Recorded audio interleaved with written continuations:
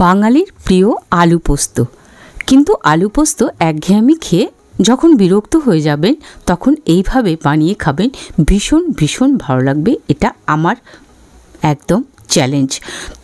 একটুখানি চেঞ্জেসের সাথে বা কিছু চেঞ্জেসের সাথে যখন পুরনো রেসিপি থেকে একটা নতুন রেসিপির সন্ধান পাবো তখন সবারই ভালো লাগবে, তাই না? আশা করি আপনাদেরও ভালো লাগবে।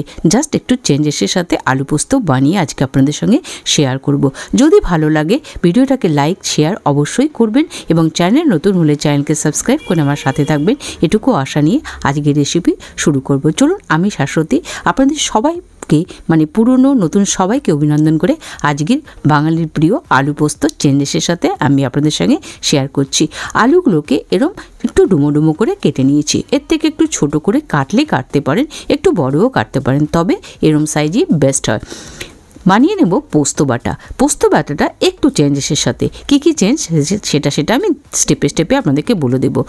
পোস্তর সাথে দিয়ে দিলাম কাঁচা লঙ্কা, আর এই যে একটুখানি টুইস্ট সেটা হচ্ছে রসুন, কেন পোস্ত আমরা নিরামিষ খাই। দিয়ে দিলাম একটুখানি লবণ। এটাকে শুকনো একদম ঘুরিয়ে নেব প্রথমে, তারপর জল দিয়ে মিহি পেস্ট বানিয়ে নেব।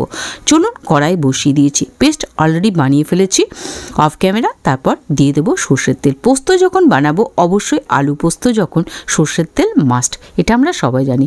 তেলটা একটুখানি দিয়ে দিলাম, আর একটু বেশি করে দেব, খুব ভালো লাগে আলু পোস্তে যদি একটু বেশি তেল থাকে।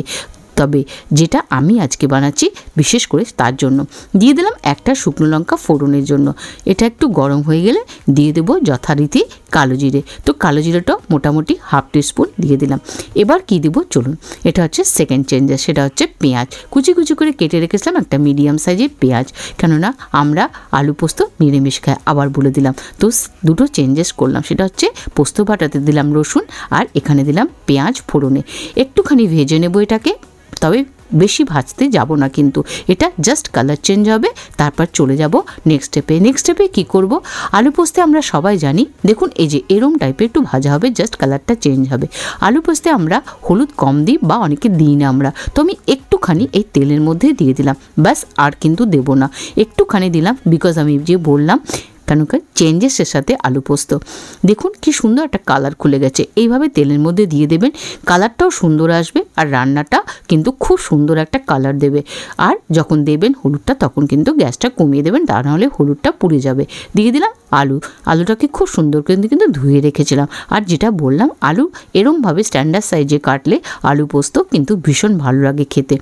চলুন এটাকে একটু ভেজে নিই, মোটামুটি একটু ভেজে নিলাম। তারপর যাব নেক্সট স্টেপে। তো ভাজাটা কিন্তু অবশ্যই একটু করে নিতে হবে, কেননা বারবার যে বলছি একটু চেঞ্জেসের সাথে, তাই এটা একটুখানি মাথায় রাখতে হবে। দিয়ে দিলাম একটুখানি লবণ। আপনাদেরকে এটা মাথায় রাখতে হবে, লবণ কিন্তু পোস্ত বাটাতেও গেছে, তো সেটা একটু ব্যালেন্স করে লবণটা আপনাকে আপনার স্বাদ অনুযায়ী স্বাদ অনুযায়ী ব্যালেন্স করে দিতে হবে। দিয়ে দিলাম লবণ, দিয়ে এটাকে মিশিয়ে আবার একটু সুন্দর করে ভাজা ভাজা করে নিলাম। তারপর এটাকে এই মিনিট 2-এর জন্য ঢেকে দেবো। মিনিট 2 পর দেখুন ফিরে এসেছি, কত সুন্দর কালার এসে গেছে সবজিটার, একদম সুন্দর মানে ভাজো ভাজো টাইপের হয়ে গেছে। তবে এই স্টেজে আমাদেরকে কিন্তু একটু চেক করে নিতে হবে আলুটা কতটা ভাজা হয়েছে, কী ব্যাপার কী বৃত্তান্ত। চলুন আলুটাকে কিছুক্ষণ আমি এমনি খোলা ভেজে নিলাম। তারপর যাব নেক্সট স্টেপে। নেক্সট স্টেপে যখন এটা ভাজা হয়ে যাবে তখন যাব আমরা পোস্তটা মিশিয়ে দেব। তো পোস্তটা কিন্তু যেটা বললাম প্রথমে শুকনো একটু লবণ দিয়ে প্রথমে সুন্দর মিহি করে নেবেন। তারপর কিন্তু আপনারা এটাকে করবেন কি মানে জল দিয়ে পেস্ট করে নেবেন, তাহলে দেখবেন মিক্সিতে পোস্ত পেস্টটা খুব সুন্দর হয়। মানে যারা জানেন না তাদের জন্য বলে দিলাম। একটু আলুটাকে চেক করে নিলাম, আলুটা মোটামুটি দেখতেই পেলেন যে প্রায় 70-80% ভাজা হয়ে গেছে। এবার দিয়ে দেবো আলু মানে পোস্ত বাটাটা, মানে রসুন আর লঙ্কা দিয়ে যে পোস্তটা বেটে রেখেছি। তবে হ্যাঁ, একটা কথা বলে দিই, রসুন কিন্তু খুব বেশি দেবেন না। আপনারা দেখতে পেয়েছেন আমি ছোট ছোট 4টে কোয়া দিয়েছি, তো বড় দিলে 3টে দিলেই সাফিসিয়েন্ট এইটুকু পোস্ত আর আলুর জন্য, তাতেই ভালো লাগবে, দারুণ একটা সেন্ট দেবে। যেহেতু আমি একটুখানি দিয়েছি রসুন, তাই জন্য কিন্তু সুন্দর করে এটাকে একটু হালকা ভাজো ভাজো করে নিতে হবে, তা নাহলে রসুনের গন্ধটা কাঁচা গন্ধটা থেকে যাবে। তবে হ্যাঁ, ভাজো ভাজো করলে ততটাই সুন্দর একটা গন্ধ আসবে। একটুখানি মিক্সির বাটিটা ধুয়ে যেটুকু পোস্ত বেঁচেছিল দিয়ে দিলাম, কারণ পোস্তর যা দাম তাই এটা তো করতে হবে। আর একটুখানি জলের দরকার ছিল, তাই এই কাজটা করে নিলাম। আর মিডিয়াম টু লো আছে, কিন্তু এটা ভাজো ভাজো একটু করে নিতে হবে। দেখতেই পাবেন সুন্দর একটা গন্ধ আসছে। এইবার যেমন নেক্সট চেঞ্জ এসে সেটা হচ্ছে এরকম লম্বা লম্বা করে একটা ছোট্ট টমেটো আমি একটু কাঁচা কাঁচা টমেটো দিলে বেশি ভালো হয়, সেটা আমি দিয়ে দিলাম। তবে এরম করে টমেটোটা কেটে দেবেন কিন্তু, এবং টমেটোগুলোকে গালিয়ে ফেলবেন না, তাহলেই বেশি ভালো লাগবে। এই জন্যই বলে দিলাম যে চেঞ্জেসটা কি। এই টমেটো, আমরা আলু পোস্তে কেউ টমেটো দিই না। তো হয়ে গেছে, দেখতে পাচ্ছেন সুন্দর ভাজো ভাজো হয়ে গেছে। আপনি যখন রান্না করবেন তখন সুন্দর গন্ধ পাবেন। আর একবার বলে দিই, টমেটোটা কিন্তু গালিয়ে দেবো না আমরা, তাহলেই বেশি ভালো লাগবে। যখন আমরা আলু পোস্তটা খাবো এরকম একটু লম্বা লম্বা হয়ে মুখে পড়বে, খুব ভালো লাগবে, দারুণ টেস্টি হয়। একবার আমার রিকোয়েস্টে এরকম করে আলু পোস্ত বানিয়ে খাবেন, তাতে মনে হবে আলু পোস্তই খাচ্ছি কিন্তু একটু চেঞ্জেসের সাথে। দিয়ে দিলাম এখানে ভাজা হওয়ার পর গরম জল, মানে ঈষদ উষ্ণ জল দিয়ে দিলাম। অবশ্যই দেবেন, তাহলে না হলে কিন্তু স্বাদ নষ্ট হয়ে যায়। তবে হ্যাঁ, আমি সব রান্নাতেই এটা বলি যে কোনো রান্নায় একটুখানি জল গরম দেবেন। হয়ে গেছে, এটাকে ঢেকে 5 থেকে 6 মিনিট হতে দেব, মিডিয়াম টু লো আছে। তারপর আমি ফিরে এসে আপনাদেরকে দেখাচ্ছি।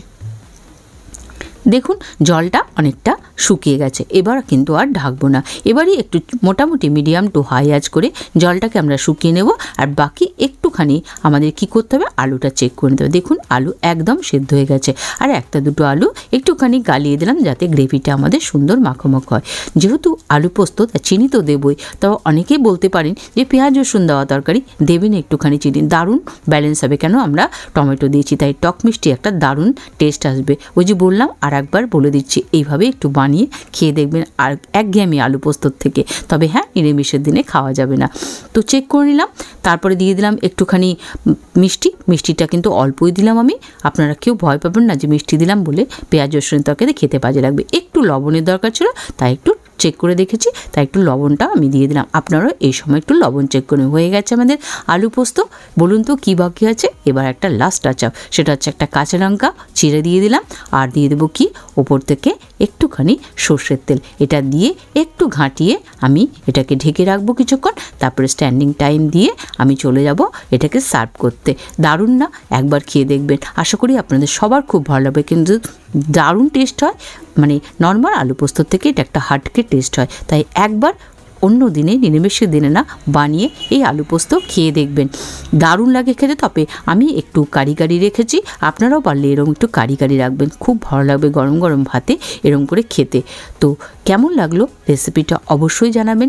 যদি ভালো লাগে আপনারা অবশ্যই একটা মিষ্টি কমেন্ট করে জানাবেন আপনাদের কেমন লাগলো। আপনাদের কমেন্ট, যে কোনো ইউটিউবার যারা আমরা সার্ভ করি ভিডিও আপনাদের সামনে, নতুন নতুন রেসিপি যেটা সিম্পল, বিশেষ করে আমি যেটা সিম্পল এবং টেস্টি এবং সবাই বানিয়ে নিতে পারবে সহজে বাড়িতে থাকা উপকরণ দিয়ে। তাই একটা কমেন্ট করে জানাবেন আপনাদেরকে কেমন লাগলো। আশা করি খুব ভালো লেগে হবে এবং বাড়িতে একবার বানিয়ে খেয়ে টেস্ট করে দেখবেন। তো আজকে ভিডিও এখানেই শেষ করছি। Enjoy the video, be safe and be healthy. সবাই খুব ভালো থাকবেন, সুস্থ থাকবেন। দেখা হবে নেক্সট এরমই সিম্পল টেস্টি ভিডিওর সাথে। ততক্ষণের জন্য বাই বাই।